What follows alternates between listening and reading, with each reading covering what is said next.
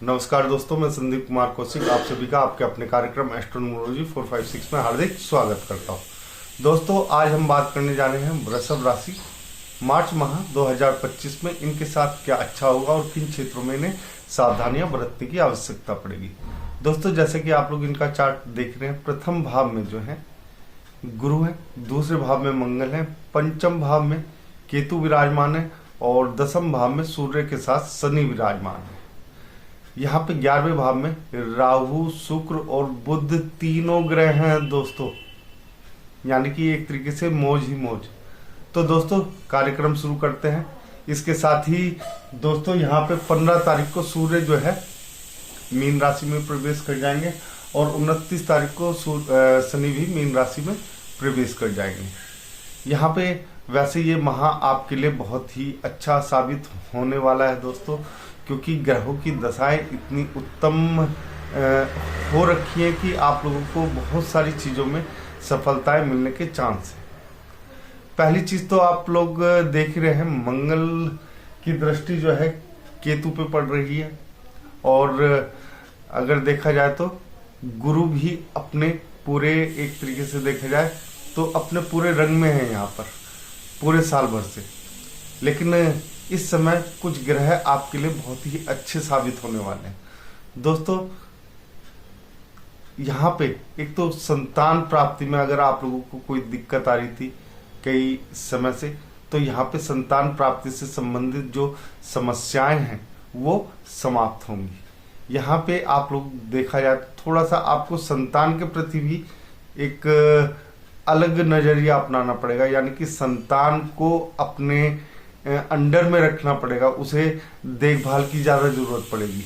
तो इन चीज़ों का आप लोगों को ख्याल रखना पड़ेगा काफ़ी ज़्यादा, क्योंकि इस संतान से संबंधित समस्याएं दूर तो होंगी, लेकिन जो बड़ी संतान है, जो 10वीं 12वीं या जो ऊपर के हैं, उनको थोड़ी सी एक तरीके से देखा जाए तो गलत संगत से आप लोगों को बचाना पड़ेगा। यहाँ पर मंगल दूसरे भाव में, यानी कि मंगल जो है भूमि के कारक हैं, तो हो सकता है आप लोगों को जो पैतृक संपत्ति में, यानी कि जमीन से संबंधित जो समस्याएं थी, वो भी हो सकता है यहाँ पे आप लोगों को खत्म होती हुई दिखाई दे।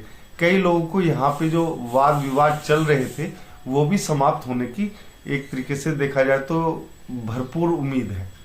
यहाँ पे गुरु प्रथम भाव में है, तो गुरु प्रथम भाव में हमेशा जब भी होते तो अच्छा ही करते, क्योंकि केंद्र में है गुरु।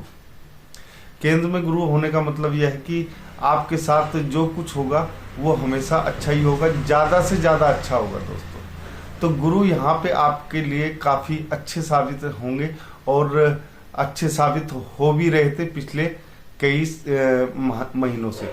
तो यहाँ पे गुरु से संबंधित कोई भी ऐसी बड़ी समस्या नहीं है। थोड़ी सी पेट से संबंधित आप लोगों को समस्याएं रह सकती हैं, इसके अलावा कुछ नहीं है।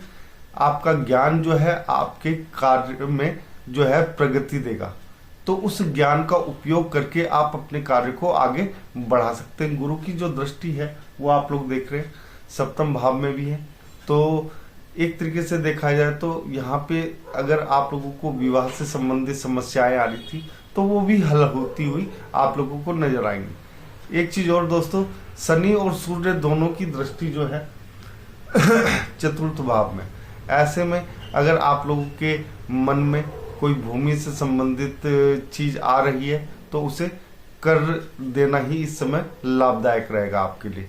यानी कि अगर आप लोग कोई भूमि खरीदना चाहते हैं या भूमि से संबंधित कोई भी कार्य है तो उसमें आप लोगों को काफी ज्यादा फायदा होने की उम्मीद है। यानी कि ये कह सकते हैं कि भूमि आप खरीद सकते हैं और उसमें फायदा भी आप लोगों को मिल सकता है अगर आप बेचने के पर्पज से भी खरीद रहे हैं। वाहन सुख की यहाँ पे अगर आप लोग कामना कर रहे हैं तो उसमें थोड़ी सी अड़चनें आ सकती है। तो वाहन सुख के लिए फिलहाल आप लोगों को कुछ समय के लिए रुकना पड़ेगा, यानी कि 15 तारीख तक आप लोगों को रुकना पड़ेगा, जब तक कि सूर्य जो है मीन राशि में नहीं पहुंच जाते।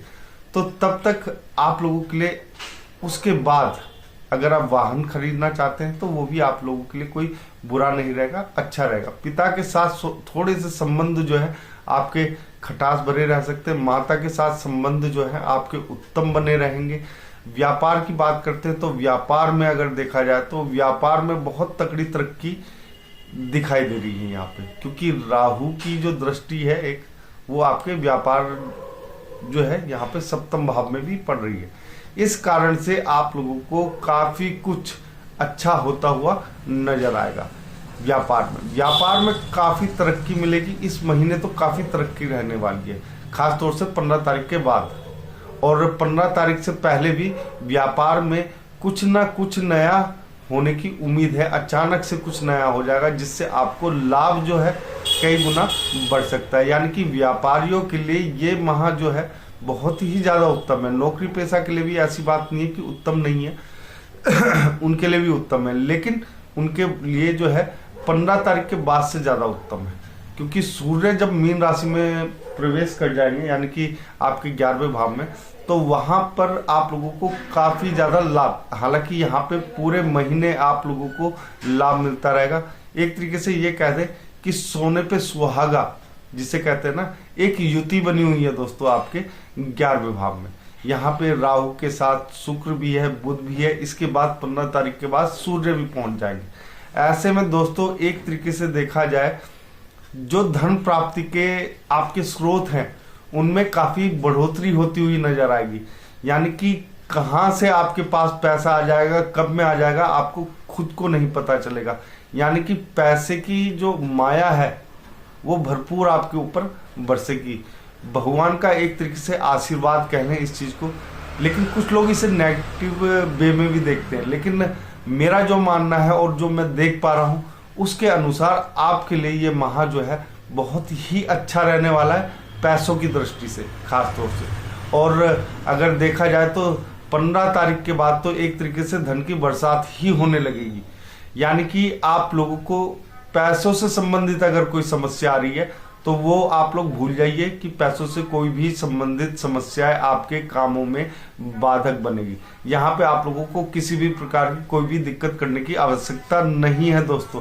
इसके बाद हम बात करते हैं दोस्तों अष्टम भाव की, कष्टों के भाव की, जहाँ पे मंगल की दृष्टि आप लोग देख रहे हैं वो पड़ी हुई है। तो यहाँ पे मंगल जो है आपके अष्टम भाव में भी दृष्टि है और आपके नवम भाव में यानी भाग्य भाव में भी दृष्टि है।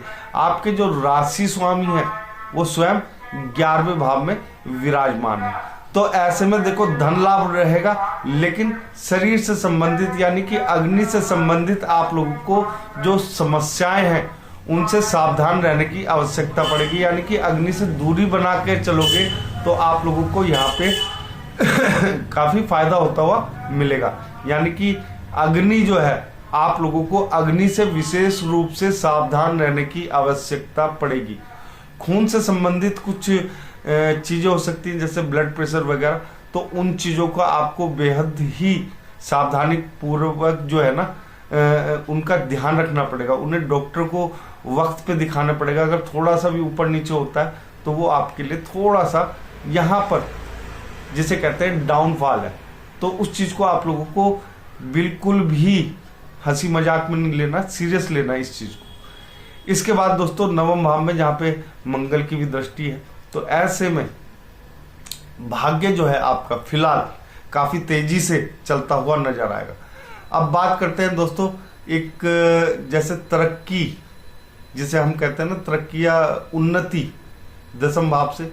तो दसम भाव में शनि और सूर्य दोनों बैठे हुए हैं, तो इसका मतलब ये शनि स्वयं अपने घर में बैठे हुए हैं। तो ऐसे में उन्नति जो मिलने की संभावनाएं है वो बहुत ज्यादा बढ़ जाती है, खासतौर से उन लोगों के लिए जो काफी लंबे समय से उन्नति के लिए अपनी तरस रहे थे। तो यहाँ पे जो कार्य है वो इस माह के आरंभ से ही आपके लिए प्रारंभ हो जाएगा। तो उस चीज में आप लोगों को कोई भी दिक्कतों का सामना नहीं करना पड़ेगा। 15 तारीख के बाद आपको जो उन्नति आपके जीवन में या इस महीने में होने वाली है उसका साफ साफ आपको असर देखने को मिलेगा। यानी कि कहीं ना कहीं आप लोगों को यहाँ पर काफी ज्यादा लाभ होगा, क्योंकि देखो जब उन्नति होती है तो पैसा वगैरह सब कुछ आता है। हालांकि आपका 11वां भाव जो है इस समय भरपूर लाभ देने की स्थिति में है। तो उस लाभ का फायदा अगर आप ना उठा पाए तो ये आपके लिए थोड़ा सा दिक्कत की बात रहेगी। यहाँ पे इतने ग्रह होने का अर्थ यह है कि आपके पास आय के कई स्रोत पैदा हो जाएंगे। तो दोस्तों उन स्रोतों को बरकरार रखने की जिम्मेदारी आपकी बनती है। अगर आप लोग उन स्रोतों को बरकरार रखते हैं तो आपके लिए काफी अच्छा साबित होगा। बात करते हैं 12वें भाव की। हालांकि छठे, 8वें और 12वें भाव में कोई ग्रह नहीं है, ऐसे में नॉर्मल तरीके से आपका जीवन व्यतीत होगा, कोई बड़ी समस्याएं नहीं होंगी, खाली एक अग्नि को छोड़कर। और दूसरा, आपका जो बच्चे हैं, बड़े बच्चे हैं 10वीं 12वीं या उनसे ऊपर के, उनकी संगत को लेकर इन चीजों में आप लोगों को सावधानियां बरतने की जरूरत पड़ेगी। प्रेम की बात करें तो यहाँ पे प्रेम में थोड़ी सी अड़चनें आती हुई दिखाई देंगी। पढ़ाई आपकी अच्छी रहेगी। इसके अलावा कुछ ऐसा नहीं है कि जो आपके लिए इस माह अच्छा ना हो। बहुत ही अच्छा माह गुजरेगा आप लोगों का। दोस्तों अगर आप लोगों को हमारा ये कार्यक्रम पसंद आया, कमेंट बॉक्स में जय श्री राम जरूर लिखें और आप सभी मित्रों को भी हमारा जय श्री राम।